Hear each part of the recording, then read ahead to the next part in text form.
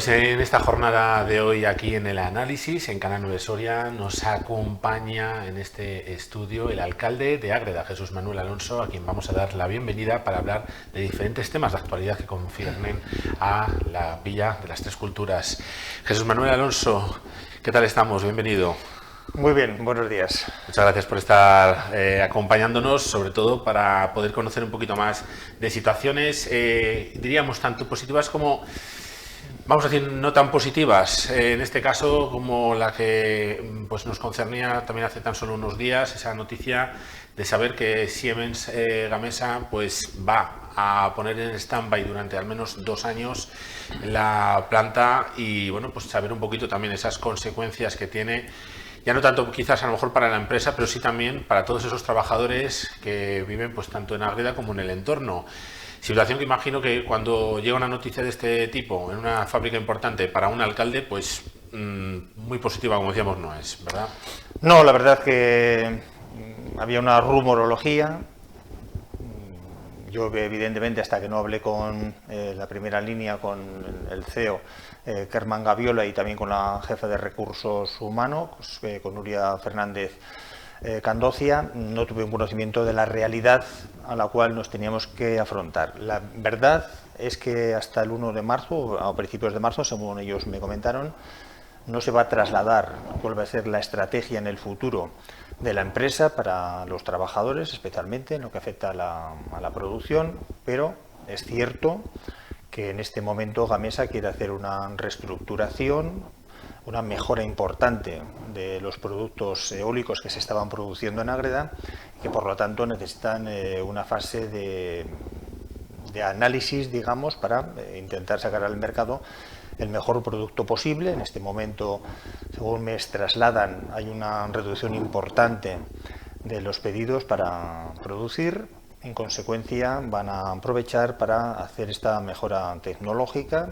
Eso, evidentemente, sí o sí, según me dijeron, va a afectar al número de trabajadores que se encuentran en la factoría, que es una cuestión que me preocupa, pero también me preocupa la cantidad de empresas que están alrededor de Gamesa, que están ayudando y cooperando en la construcción de los aerogeneradores que allí se están produciendo y que por lo tanto también va a afectar a esas empresas y en consecuencia a lo que llamamos los puestos de trabajo indirectos. No sabremos, como digo, hasta principios de marzo la situación real o la medida concreta y determinada que va a adoptar la empresa y vamos a esperar a ver qué sucede para intentar que el impacto económico sea lo menos posible en la gente más necesitada, la más desprotegida, que en este caso son los trabajadores. En ese sentido, directos de la mesa que se pueden ver afectados e indirectos de esas empresas que decía también el alcalde, ¿tenemos un cálculo de cuántos serían los trabajadores?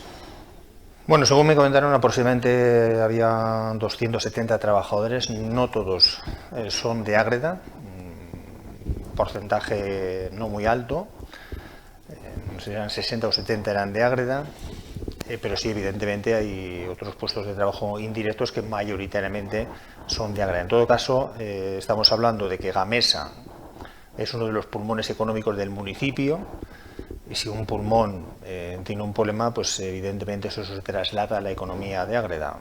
Vamos a ver si a través de los sistemas legales establecidos para la protección de los trabajadores se produce el menor impacto económico posible, que yo creo que así va a ser, por conversaciones que he tenido también con responsables de la subdelegación del Gobierno, con la propia Junta de Castilla y León.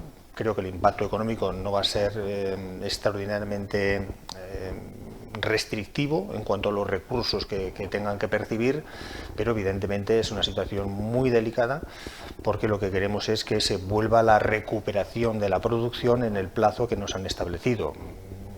Ese plazo de 2 años puede parecer un mundo, me imagino. Sí, bueno, la verdad que es un mundo, que es una situación mala, pero yo me conformaría ante la realidad de los acontecimientos. Mejor, evidentemente, que no se hubiese producido el problema, pero una vez que se ha producido el problema hay que abordar la solución con la mejor salida posible. Si son 2 años, que era un plazo máximo, pues bueno, pues el tiempo pasa rápido. Lo importante que otros no son tan optimistas, es que la planta vuelva a su plena producción a partir de ese momento. Es decir, se trata de producir un producto que sea altamente competitivo, ese producto debe ser atractivo para el mercado y una vez que esté ya en el mercado tenga las peticiones, los encargos suficientes para generar una actividad muy importante en la factoría. Además, paradójicamente, en los años precedentes habíamos estado trabajando con los responsables de la factoría para que Gamesa, y así lo es, Gamesa es la única planta de ensamblaje de Siemens Gamesa en España. Esa está en Ágreda. ¿Por qué?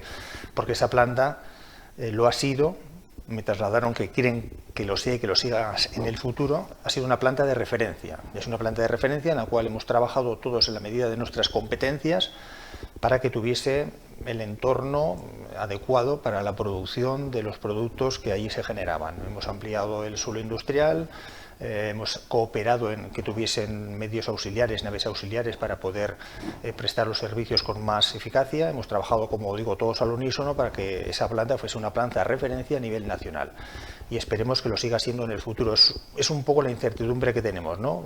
Tenemos ya una cuestión concreta que hay que resolver. Y esperemos que esa solución se ejecute en el mínimo plazo posible. Eso es un poco la incertidumbre que tenemos en este momento. El tiempo pasa rápido, lo importante es que no sufran los trabajadores, que no tengan consecuencias económicas negativas en este intervalo de tiempo y que posteriormente se vuelva a la plena producción como debería ser, porque paradójicamente, como digo, es la planta de referencia. Nos encontramos con un mercado internacional que está dirigido objetivamente hacia las energías limpias, las energías alternativas. Por lo tanto, los aerogeneradores son un elemento fundamental que es necesario para producir esa energía. Y como digo, estando todo previsto para que hubiese muchísima producción, ha habido un error técnico que es resoluble, que se puede solucionar, y vamos a ver si en un plazo corto pues se intenta que la producción sea otra vez la máxima y todo vuelva a la normalidad como estaba previsto en una coyuntura económica que demanda la energía eólica. Alcalde, en esas conversaciones que hablaba también de esta situación de incertidumbre, desde la empresa, ¿qué es lo que le han transmitido para poder tranquilizar un poquito más al alcalde en cuanto a esa cobertura de los trabajadores? Porque claro, poder tener durante 2 años parado una empresa hasta cierto punto, pero claro, los trabajadores durante 2 años son vidas, son costes familiares, son costes del día a día. Sí, bueno, eso es lo que a mí me preocupa. La empresa lo que me dice es que va a intentar solventar, o sea, que la planta esté en producción lo antes posible. Luego ya la cuestión de la protección, vamos a ver en primer lugar qué medidas se adoptan por parte de la empresa, cuál es la propuesta inicial por parte de la empresa, que me dijeron que sería a principios de marzo, y ahí están las administraciones públicas, está el Estado, está la Junta, para que los trabajadores tengan las coberturas necesarias y no haya ningún quebranto económico para que puedan atender sus obligaciones que tenían contraídas en base a que preveían que iban a tener una contratación indefinida, fija, con los salarios que estaban percibiendo, para que no tengan ninguna consecuencia a sus hijos, a sus familias, a su entorno y a las obligaciones de todo tipo que ellos tengan contraídas. Creo que va a haber la respuesta suficiente, confío en que se va a producir, pero lo que más reivindico y exijo, porque digamos de la protección no se puede vivir siempre. Lo importante es que la gente tenga su normalidad, vuelva a su vida ordinaria, vuelva a su día a día, a su trabajo, y eso es lo que vamos a intentar que se produzca. No depende de nosotros, pero vamos a intentar coadyuvar en la medida que se nos exija para que eso se produzca lo antes posible. Siempre puede haber el miedo de que trabajadores, las trabajadoras, pues en ese tiempo de 2 años puedan ir a otros trabajos y no necesariamente dentro de la localidad.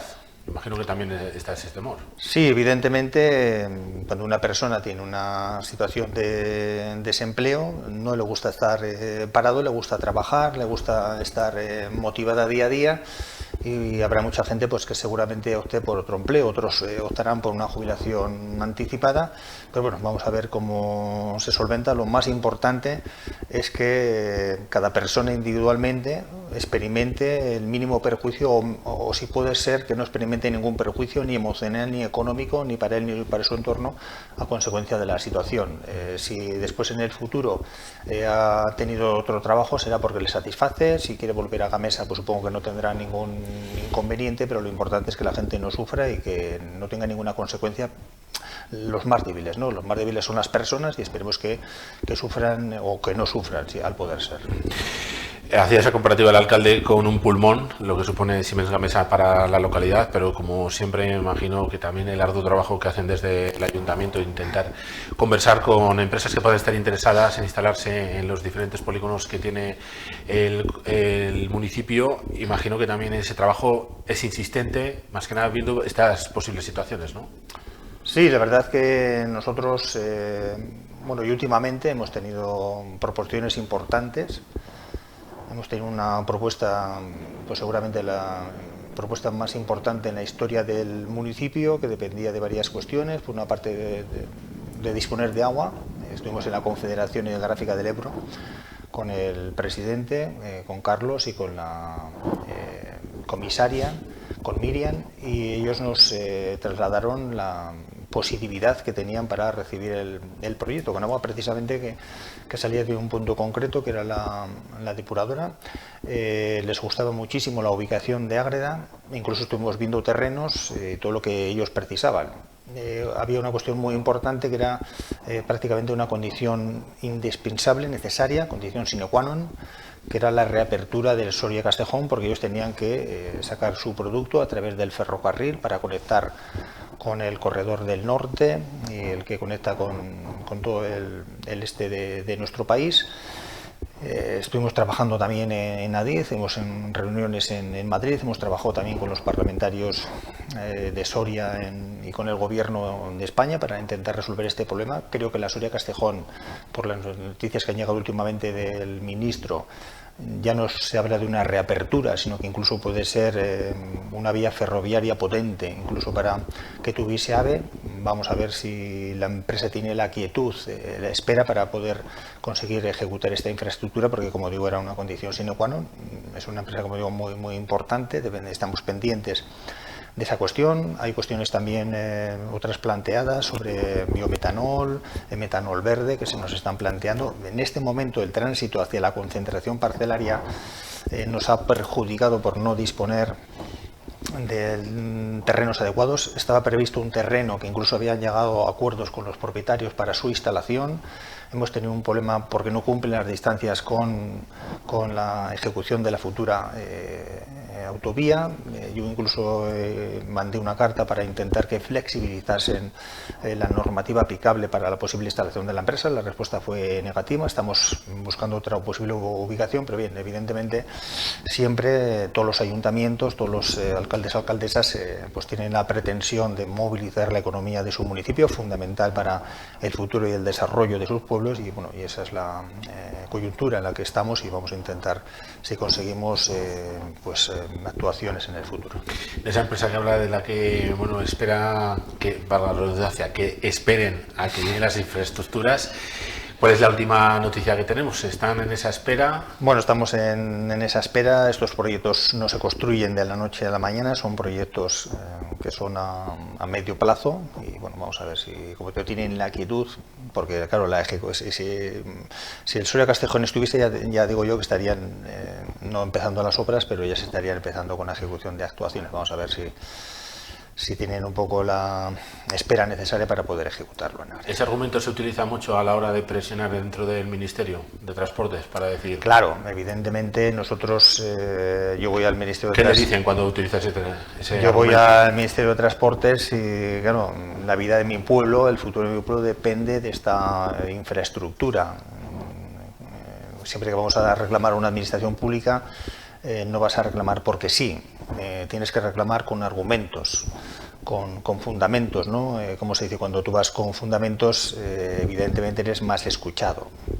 Yo creo que se ha hecho una reivindicación importante. Yo creo que ya ha habido un abanderado trascendental, que ha sido el alcalde de Soria, que ha luchado por esta infraestructura. Creo que el Ministerio es receptivo a que la vía se abra. Ya, como te digo, últimamente ya no se habla de la reapertura de la Soria Castejón para mercancías, como era la petición inicial. Se habla como de las últimas manifestaciones que oía el ministro, es que quería una infraestructura para la implantación del AVE. Recientemente también me llamó una asociación de Navarra para hacer una plataforma reivindicativa en este sentido, ¿no? De intentar conectar a Soria a través del AVE. Tendré una reunión con ellos en breve, a ver en qué términos se plantean, pero al Ministerio, cualquier administración pública, cuando vas con un proyecto, con una petición que tiene algo importante para el entorno, para el ámbito en el cual se va a establecer, evidentemente eres más escuchado. Si vas con una simple petición de algo que no tiene ninguna correspondencia con la realidad o que no tiene ningún fundamento, pues no te hacen caso. Claro, el problema que siempre te trasladan, como yo traslado a mucha gente que me viene a pedir cosas, digo, yo por mí automáticamente concedido, pero claro, tengo otro departamento que es el señor tesorero que me dice: usted tiene una partida presupuestaria concreta, tiene una responsabilidad presupuestaria que cumplir y usted no puede gastar más de lo que quiere. Con lo cual, bueno, ahí se produce una colisión entre lo que es el dinero que puede disponer y la necesidad de ejecutar inversiones en nuestro país, pero nuestro deber es exigir, reivindicar y que nuestra tierra tenga igualdad de oportunidades, que es lo que merecemos todos los españoles, con independencia de donde decidamos vivir. Y como decía también pues, el alcalde, importante ir todos juntos, tanto la parte de Soria como la parte de Navarra, de Aragón, para que esto pueda poder ser una realidad. Importante ha sido también ir juntos en otra de las realidades que esperemos que la veamos a la luz dentro de poquito, que sea ese Parque Natural del Moncayo soriano, porque ya tenemos la parte aragonesa, nos falta la soriana. Sí, bueno, creo que has dicho una cosa importante, que es muy importante ir de la mano, que eso se lleva muy poco hoy entre, digamos, está mal visto entre los representantes políticos. Yo creo que yo creo que lo que está mal visto es ir no de la mano. Lo que pasa es que no sé, estamos en una coyuntura política donde lo que se priva es el populismo. Hubo un movimiento que fue el del 15M, donde bueno, pues una serie de personas con una gran pedagogía, con un don de la palabra, pues convencieron a muchos ciudadanos que se podían conseguir las cosas, que bueno, todo el mundo podía tener vivienda, todo el mundo podía acceder a muchos derechos, que eso sería lo ideal, pero hay una realidad que es la realidad presupuestaria. Tú no puedes dar a todo el mundo lo que te gustaría dar, porque es literalmente imposible. Una cosa es ver las cosas desde fuera del gobierno, que cuando estás en el gobierno te das cuenta de otra realidad. Como digo, hemos vivido en este mundo populista, ha habido políticos que han encantado a la gente, que han dicho lo que les gusta escuchar, pero luego no han podido realizar o no han podido ejecutar, o incluso han hecho cosas muy contradictorias con las que inicialmente decían. Con lo cual, bueno, estamos viendo en este momento un momento de convulsión política, donde creo que se vive un mundo de confrontación permanente. Se prima por encima de todo el interés partidista, por encima del interés general. Y la gente, yo mismo como ciudadano, quiero que los políticos vayan de la mano, quiero que los políticos visualicen qué es lo importante para los ciudadanos, que busquen la mejor solución posible y entre todos se adopte un acuerdo que sea perfecto para ese objetivo. Sin embargo, vemos que día a día pues lo único que vemos es confrontación. Se prima, como digo, el interés del partido, a ver cómo puedo echar la zancadilla para que caiga lo antes posible, para evidenciar cuáles son sus errores, ¿no? Y sin embargo, pues el Parque Natural ha sido ejemplo de lo que se debe hacer, de ir todos los ayuntamientos. Había un ayuntamiento que en su momento decidió libremente no incorporarse a esta petición del Moncayo como Parque Natural. Hubo un cambio de ayuntamiento, llegó Carmen. Yo me enteré que venía el consejero de Fomento, el amigo Juan Carlos Suárez Quiñones, que venía a una cuestión de la depuradora, con lo cual dije, esta es mi oportunidad. Lo invitamos al salón de plenos del Ayuntamiento de Ágreda. Él dijo públicamente en ese momento que si los 4 ayuntamientos se ponían de acuerdo, que el Parque Natural iría adelante. Yo en ese momento saqué literalmente para firmar, ¿verdad? Del bolsillo de la chaqueta de la manga, como se suele decir, un acuerdo de los 4 ayuntamientos donde se solicitaba conjuntamente que el Moncayo fuese declarado Parque Natural. Él, a la vista de ese documento, dijo que se comprometía, y así lo ha hecho, que el Moncayo sea parque natural y bueno, pues la Junta de Castilla y León puso en marcha todas las herramientas, todo cuesta, no se hace de la noche a la mañana, hubo que hacer unos estudios, hubo que hacer un contacto con la sociedad, hubo que hacer un plan de ordenación de recursos naturales que ha evidenciado o ha puesto de manifiesto pues toda la riqueza de flora y de fauna que tenemos en este magnífico parque del Moncayo, que es maravilloso. O sea, nosotros lo desconocemos, pero hay especies que son únicas en Europa, tanto de flora como fauna, y creo que va a ser muy importante. Se habla que si los parques naturales pueden generar restricciones, es que la zona donde está el parque es zona LIZ y zona CEPA, por lo tanto no va a haber más restricciones con el parque natural que las ya existentes. En consecuencia, bueno, pues creo que el monte se pondrá en valor, creo que al monte se le van a dotar de un conjunto de infraestructuras, creo que se va a validar todo el entorno, todo lo que conocemos como el ámbito socioeconómico donde tiene la influencia del monte. Serán beneficiados Boldellano, Cueva de Ágreda, Veratón y Ágreda, por supuesto, pero todos los municipios que están alrededor se van a favorecer de la influencia del parque natural. Tenemos una realidad, la realidad de Aragón. Aragón es un monte vivo, lleno de gente, con servicios, que se disfruta del monte cada día, cada fin de semana. Bueno, eso esperemos que sea también nuestro monte y que nos ponga también un poco en el ámbito de lo que es el turismo de naturaleza y de disfrute. ¿Tenemos ya fecha estimada? Pues yo creo que 2025 definitivamente debe ser el año donde nuestro Moncayo sea parque natural. Yo creo que no sé si antes de verano o lo máximo después de verano, creo que el Moncayo será parque natural, así lo creo por los plazos más o menos que están establecidos.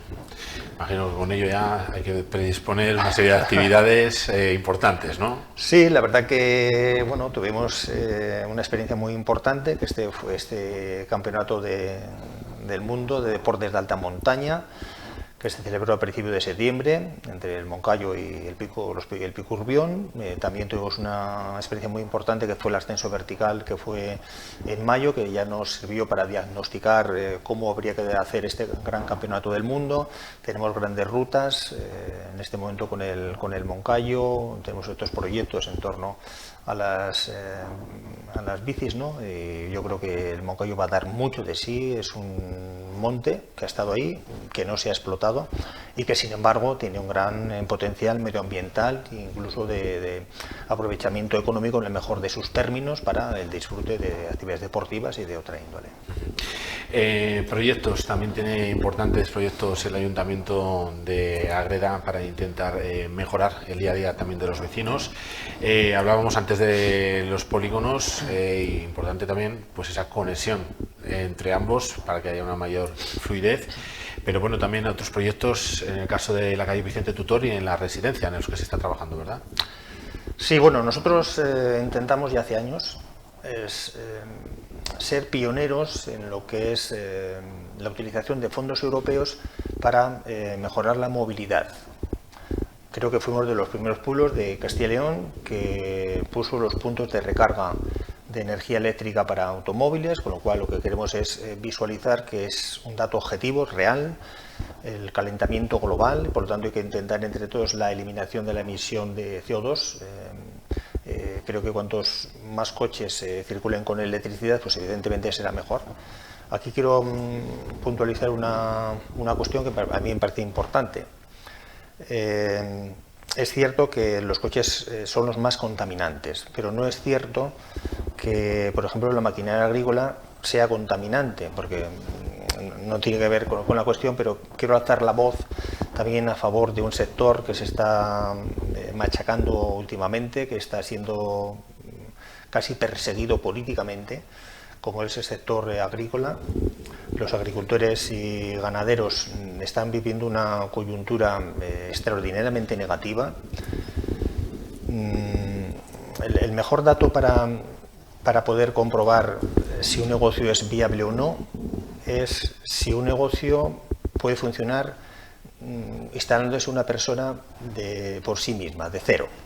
Y en la agricultura hay que decir que no, porque una persona que quiera ser agricultora necesita una inversión mínimo de 1 millón, 2 millones de euros.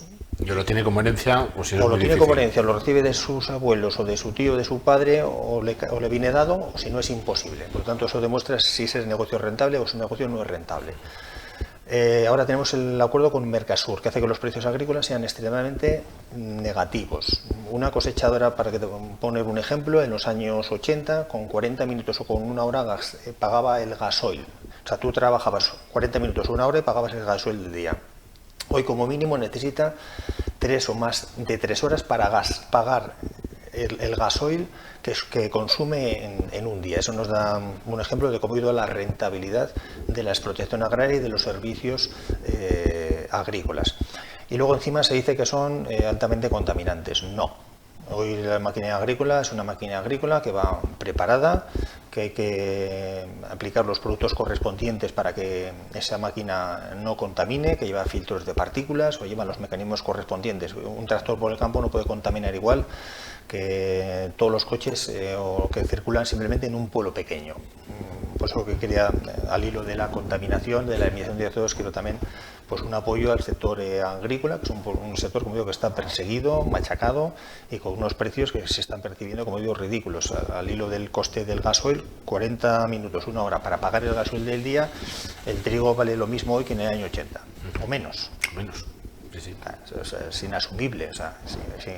Y la maquinaria agrícola tiene un crecimiento espectacular, los fertilizantes lo mismo, los sulfatos lo mismo, es decir, incluso encima con muchas restricciones, con muchas limitaciones, con mucho papeleo que es inasumible. Bueno, entonces volviendo a Ágreda, como digo, como pueblo que intentó visualizar la importancia que era ir eliminando el CO2 para a la introducción de coches energéticos. También vimos un plan de movilidad para intentar que la gente pudiese desplazarse en el menor tiempo posible, por tanto consumes también energía, contaminas menos y por otra parte mejoras las infraestructuras de tu pueblo, con ayudas importantes. Ahora hemos hecho una reforma muy importante, que es la calle Venerable, que es una calle que realmente no está en mal estado de conservación, pero que era muy poco funcional, porque tenía las aceras muy altas, muy estrechas y por lo tanto generaba dificultades para el tránsito de las personas mayores, de los vecinos. Ahora en concreto vamos a hacer también un plan para mejorar, que es absolutamente necesario y que yo sé que llegamos muy tarde, pero no se puede llegar a toda la vez,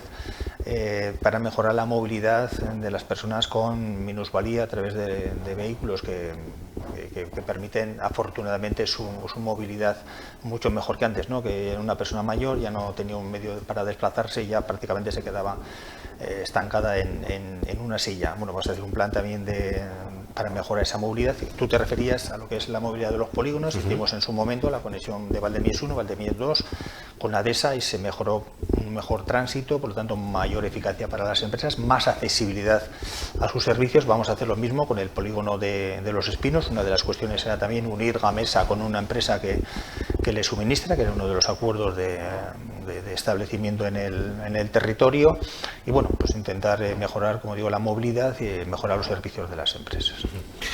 También como en esa obra de la calle Vicente Tutor, que también ayuda también a la movilidad, ¿verdad? Sí, bueno, esa es yo creo que en Ágreda hay dos columnas vertebrales del territorio. Tenemos una columna vertebral que es la calle Venerable, otra columna muy importante donde se adentra uno en el centro del municipio, se pasa por un lugar fantástico que es la residencia Sor María de Jesús de Ágreda, que si quieres también hablamos de ella, nos adentra el barrio Moro, al Palacio de los Castejón, o saliendo también, como digo, hacia San Miguel, lo que es la calle Ancha. Bueno, toda esa calle también ya está adjudicada, se empezará en breve y al igual que la calle Venerable, pues yo creo que bueno, son dos mejoras muy importantes en lo que es las líneas básicas de comunicación del pueblo. Residencia, ¿cuál es el camino a seguir? Bueno, pues la residencia, ahora hemos cumplido ya 15 años desde que se cerró nuestra residencia, fue en el año 2010, estamos en el 25, llevamos un camino de 15 años de reivindicación y donde se han desatendido permanentemente nuestras peticiones. En el pleno de la Diputación Provincial de Presupuestos de final del ejercicio 2024, por parte de la Presidencia, bueno, en primer lugar, nosotros hemos presentado muchas solicitudes por escrito a la Comunidad Autónoma, a la Diputación Provincial de Soria, y cuando tú presentas un documento por escrito a una administración pública, esa administración pública tiene la obligación de contestar por escrito, en un sentido o en otro, bien en sentido positivo o en sentido negativo. La Diputación jamás ha contestado a nuestra propuesta. Yo he llegado a hablar incluso en varias ocasiones con Alfonso Fernández Mañueco, donde nosotros proponíamos en su momento un centro intergeneracional, como el que hizo Amancio Ortega en su municipio. Le pareció muy bien. Bueno, me fue dirigiendo a distintos departamentos de la Junta. La Junta nunca ha dado una solución. Pero centrándonos en la residencia es un edificio donde la Diputación Provincial de Soria tenía una residencia donde residían unas 110 personas y donde había, creo que hasta 50 trabajadores.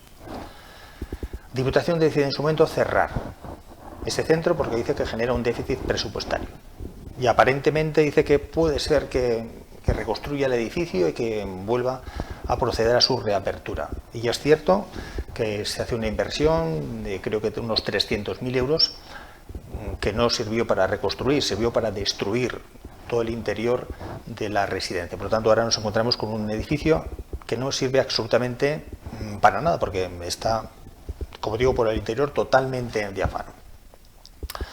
Como digo, exigimos desde el primer momento distintos escritos, peticiones, acuerdos de pleno, pidiendo la reapertura de la residencia, como lo pide la gente en la calle. No se nos hizo caso. Llegó al gobierno de la Diputación Provincial de Soria Luis Rey.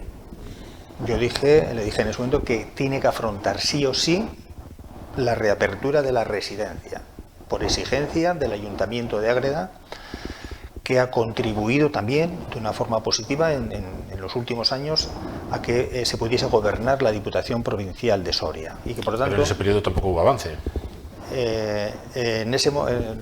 Digo que esa es la exigencia. Bueno, entonces Luis Rey ve la residencia, dice que vamos a estudiar cuál puede ser la mejor solución para darle una solución viable. Evidentemente, la solución que se dé para el futuro debe ser una solución que no sea forzada, sino que sea atractiva y que sea viable una vez que se reconstruya, para que la actividad que allí se genere pueda generar recursos suficientes para que sea viable económicamente y por lo tanto sea real, sea posible. No vamos a decir hay que hacer las cosas a la fuerza, no, hay que hacer cosas que sean posibles y reales, pero hacerlas.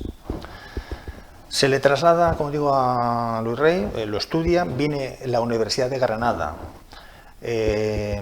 hace un estudio sobre la viabilidad económica de ese edificio, qué obras había que ejecutar y qué actuaciones se podrían enmarcar en su interior para que pudiese salir adelante. Bueno, ellos en conclusión, un estudio que creo que costó sobre 30.000 euros, hicimos con ese gabinete, hicimos también reuniones en Ágreda, hicimos una aceptación social con la gente de Ágreda de si les parecía bien el modelo, porque ellos proponían hacer un modelo que era similar al de Amancio Ortega, es decir, un centro intergeneracional. Una parte de la residencia sería residencia, otra parte pensamos llevar allí la tercera edad, por una cuestión muy importante, para que nuestros mayores estuviesen en contacto permanente con su gente, con sus amigos. Eso es muy importante para reforzar moralmente a las personas. Podríamos también una residencia temporal, una persona se opera, no tiene su casa adaptada, no tiene ascensor, no tiene medios para moverse, está allí temporalmente un tiempo. Llevar otros servicios municipales para contribuir entre todos a mantener los costes de mantenimiento y por lo tanto que bien la administración pública, la Diputación, bien una empresa privada tuviese un respaldo para que fuese viable la gestión de ese edificio como residencia. Eso es lo que se plantea. Hace falta el dinero. En ese momento llega un periodo electoral, las cosas evidentemente cuestan más de lo que a todos nos gustaría, todo lleva su tiempo. Hay un periodo electoral en Castilla y León. Todo el mundo pensaba que en ese momento iba a gobernar el señor Luis Tudanca, con vicepresidenta posiblemente Virginia Barcones. Yo traje hasta Ágreda a Luis Tudanca para que se comprometiese, porque era una exigencia personal del Ayuntamiento de Ágreda, se comprometiese públicamente delante de los ciudadanos y antes de las elecciones a la reapertura de ese centro. Y así lo hizo. Fue también Virginia Marcones, que siempre que ha ido a Ágreda se ha comprometido, si tenía responsabilidades políticas a la reapertura del centro, a hacer la inversión necesaria para su reapertura. Lo hizo también públicamente y por lo tanto asumió ese compromiso. ¿Qué sucedió después? Que sí se ganaron las elecciones, pero Ciudadanos no decidió cambiar la tendencia política del gobierno de Castilla y León y ese planteamiento que estaba inicialmente previsto se vino abajo. Hubo que seguir otra vez a los responsables del gobierno de la Junta de Castilla y León, que legítimamente fueron elegidos con el apoyo de Ciudadanos. Como digo, el señor Mayueco le parecía bien la idea, me dirigió a otros departamentos, no tenían dinero, no tenían capacidad económica. A Diputación Provincial le hemos exigido permanentemente. Llegó un momento también que fue con las elecciones municipales 2023, donde el actual presidente de la Diputación manifestó que se estudiaba la posibilidad de la reapertura de la residencia. Con lo cual, claro, en Ágreda recibimos una gran alegría. Automáticamente convoqué un pleno extraordinario donde los allí asistentes, el Partido Popular y los miembros del equipo de gobierno, decidimos exigir a la Diputación Provincial de Soria, a la vista de las manifestaciones que se habían hecho en campaña electoral, decidimos darle la oportunidad al presidente de la Diputación de que eso que dijo no era un canto al sol, era un compromiso, no era una táctica electoral, era un compromiso que tenía con los ciudadanos de la provincia, porque es una obra de interés para los ciudadanos de la provincia, y exigimos que se ejecutasen las actuaciones necesarias para la reconstrucción y para la reapertura de ese centro como centro intergeneracional. Y lo apoyó. Yo siempre quiero aplaudir la actitud que ha tenido Javier Alonso Meaca, que por encima de los intereses de su partido siempre se ha posicionado a favor de los intereses de su pueblo, y unánimemente apoyó también esa moción, como ha apoyado todas las mociones donde se ha instado la reapertura de la residencia como centro intergeneracional. Pero es que además no solamente exigíamos la reapertura, sino que incluso no siendo nuestro edificio, no siendo nuestro problema, no siendo nuestra responsabilidad, el Ayuntamiento de Ágreda se comprometía a aportar el 25% de lo que costase la reconstrucción para dar un empujón y ayudar a las administraciones públicas, que son las propietarias y las que tienen la obligación de hacerlo, para ayudarles a tomar esa decisión. También en otras mociones hemos exigido a la Diputación Provincial de Soria que tuviese en cuenta la importancia que tenía este edificio, la residencia Sor María de Jesús de Ágreda, muy importante para que estuviesen allí nuestros mayores que están en lista de espera, que están fuera muchos de ellos de Ágreda o fuera de la provincia porque no pueden estar en su pueblo, no pueden estar en su tierra, que se pueden hacer también otras actividades para cuidar a los mayores en sus casas, que genera muchos puestos de trabajo, que genera un gran dinamismo social. Exigimos a la Diputación que ese proyecto se incluyese en el Plan Soria, para que se financiase también con el Plan Soria o con cualquier otro proyecto que traiga dinero a la provincia de Soria, como tanto dinero ha venido en los últimos años. Pero la situación actual, voy a ello. Entonces, la Diputación actual, ¿qué dice? Bueno, le mandamos una carta antes de los presupuestos, un acuerdo de pleno, donde exigíamos que de la Junta de Gobierno, donde pedíamos que se exigiese que se incluyese partida presupuestaria para, si no podía en un año, en 2 o en 3 o en 4 incluso, ejecutar la reconstrucción de la residencia, porque el presupuesto es la herramienta que te permite afrontar las actuaciones futuras, y era el momento de incluir dinero para la residencia. Así lo pidió el Partido Socialista Obrero Español también en las proposiciones que hizo en la modificación a los presupuestos. Y se nos responde que la Diputación Provincial de Soria está de acuerdo en financiar el 25%. Pero, dice, te doy al Ayuntamiento de Ágreda el edificio, tú pones el otro 25% y te buscas la vida para conseguir el resto de financiación. Y ahora yo pregunto, que ya lo comentamos en un pleno, por eso lo comento aquí, ¿eso es inteligente para Ágreda? ¿Ágreda tiene capacidad para asumir una inversión de 4 millones de euros y para posteriormente afrontar la explotación de todos los servicios que tienen que desarrollarse en la residencia? ¿O es un planteamiento que se hace para decir, mira, por primera vez te digo que te ayudo, pero lo que hago es trasladarte un problema? Entonces, los ciudadanos de Ágreda lo primero que tienen que hacer es reflexionar. ¿Eso es inteligente para Ágreda? ¿Es inteligente el asumir el problema de otro y las obligaciones de otro, que tiene más capacidad económica que tú, que tiene más contactos políticos que tú y por lo tanto más influencia para poder exigir dinero para la inversión, eso es inteligente. ¿Ágreda tiene capacidad para poder hacerlo? ¿O es simplemente una forma de decir, bueno, voy a tapar la boca, voy a callar, diciendo que intento ayudar, pero lo que hago es trasladarte el problema? Yo, con toda la gente de Ágreda que he hablado, me ha dicho que eso es una trampa y que evidentemente eso es inaceptable, porque lo que tiene que hacer el propietario, el competente y el que tiene capacidad de gestión, de influencia y de obtener dinero, que es la Diputación, es asumir la realidad y afrontar de una vez por todas esa inversión, no trasladar al pobre, al pequeño, el problema que tiene que no quiere afrontar. Pues muchas gracias, Jesús Manuel, y bueno, pues hablaremos de este y otros temas seguramente en próximas fechas para poder ahondar en todas ellas. Dejamos al alcalde y no a ustedes, porque continuamos con más temas que ofrecerles aquí en Canal 9 Soria.